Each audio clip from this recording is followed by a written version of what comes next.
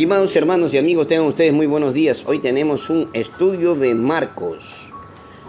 El Evangelio de Marcos contiene 72 versículos y 16 capítulos. Marcos significa el gran martillo. Su nombre es Juan Marcos, ya que en griego es su nombre Juan y su apelativo romano Marcos.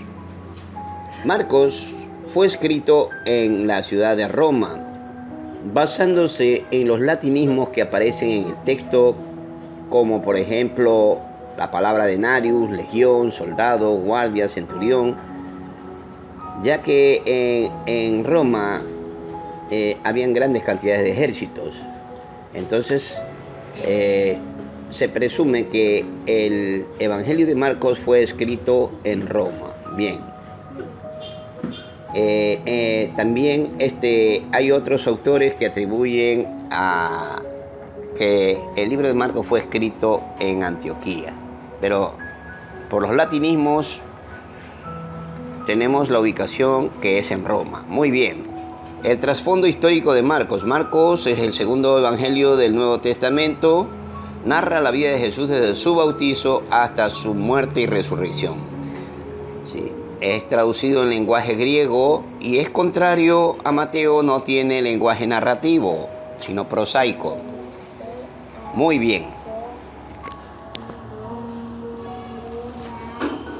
Marcos no se encontraba entre los discípulos originales de Jesús. Más tarde se convirtió y llegó a ser un ayudante del apóstol Pedro, al cual lo describió como mi hijo por su gran acercamiento que tenían siempre donde ellos iban, y escribió su evangelio basado en lo que aprendió de él. Marcos y su madre María vivían en Jerusalén. Su hogar fue un lugar de reunión para algunos de los primeros cristianos, como lo dice Hechos 12:2. Marcos salió de Jerusalén para ayudar a Bernabé y a Saulo en su primer viaje misional. También tenemos la referencia en Hechos 12:25, Hechos 13 del 4 al 6 y Hechos 42 al 48. Pablo escribió más tarde que Marcos estaba con él en Roma y elogió a Marcos como un compañero que le era útil para el ministerio. Pero se refirió como mi hijo en 1 de Pedro 5:13, lo que indica la cercanía de su relación. ¿Cuándo y dónde se escribió el Evangelio de Marcos? El Evangelio de Marcos contiene detalles tales como citas traducidas de arameo, expresiones en latín y expresiones de costumbres judías que parecen estar dirigidas a una audiencia constituida principalmente por romanos y personas de naciones gentiles, así como aquellos que se convirtieron al cristianismo muy probablemente en Roma y por todo el Imperio Romano. Muchos creen que Marcos pudo haber estado con Pedro en Roma durante un periodo marcado por intensas pruebas de fe para muchos miembros de la iglesia en lugares que se extendían por todo el Imperio Romano. Un tercio del Evangelio de Marcos relata las enseñanzas y las experiencias del Salvador durante la última semana de su vida. Marcos dio testimonio de que el sufrimiento del Hijo de Dios finalmente triunfó sobre el mal, el pecado y la muerte. Este testimonio significó que los seguidores del Salvador no necesitan temer al enfrentar persecuciones, pruebas de fe e incluso la muerte. Así lo detalla Marcos en su Evangelio. ¿Ok? Marcos narró también cuidadosamente las respuestas negativas de los escribas y los fariseos, cuya posición incrementó rápidamente, pasando de tener pensamientos escépticos hasta conspirar para querer destruir a Jesús. Jesucristo continuaba obrando con milagros. Pedro testificaba que Jesús es el Cristo, el Salvador. Profetiza 3 veces su sufrimiento, muerte y resurrección. Jesús lo hace frente a sus apóstoles en 3 ocasiones. ¿Sí?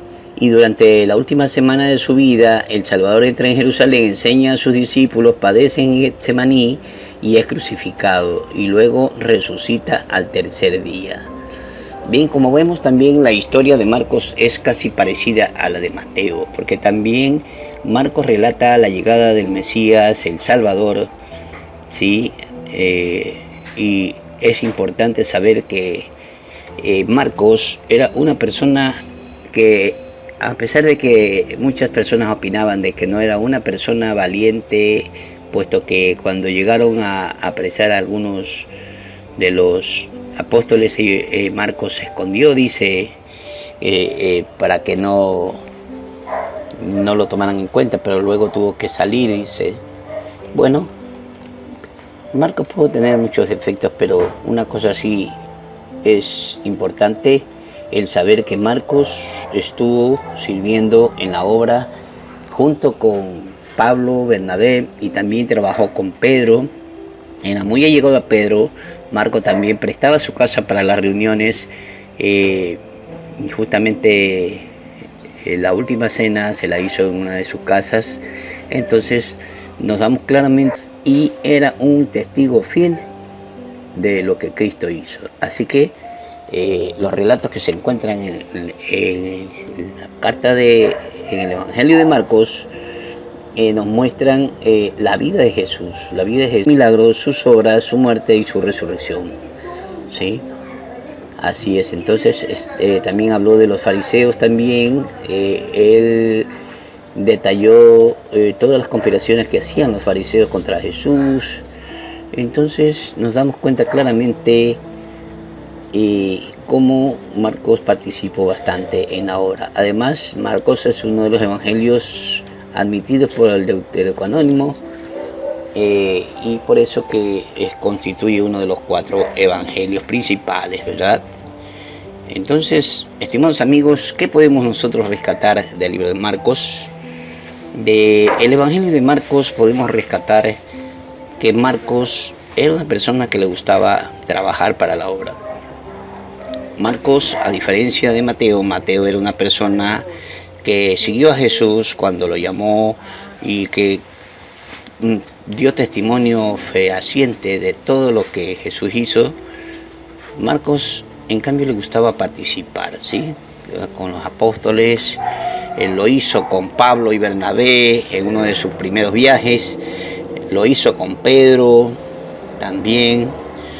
También ofrecía junto a María, su madre, en su hogar espacios para que se reúnan los apóstoles. O sea, era una persona muy colaboradora y muy servidora para la obra de nuestro Señor, ¿no? Entonces, eso es lo que tenemos que rescatar de Marcos, y él también nos enseña a nosotros que debemos ser así, participativos, colaboradores, y prestar siempre nuestro contingente para la obra de nuestro Dios. Bien, estimados amigos, espero que les haya gustado este pequeño resumen de Marcos, y nos veremos en un nuevo sermón en Sermones para Predicar. Que Dios le bendiga.